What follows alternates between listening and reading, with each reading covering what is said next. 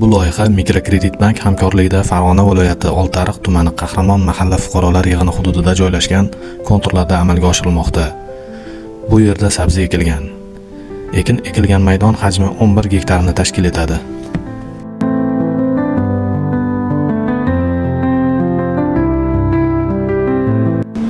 Maydonning uzunligi 360 metr, eniga esa 366 metrni tashkil etadi.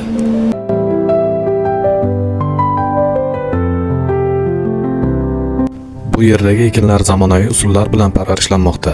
Hozirda ekinlar unib chiqqan holatda. Ekinlarni yetishtirish 120 kun davom etadi. Yetishtirish jarayonida sug'oriladi, tabiiy va mineral o'g'itlar bilan oziqlantiriladi.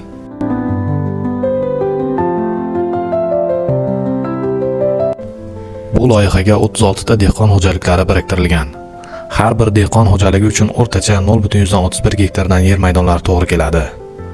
Loyihani samarali amalga oshirish uchun lider tadbirkor sifatida Orom savdo elita xususiy korxonasi biriktirilgan.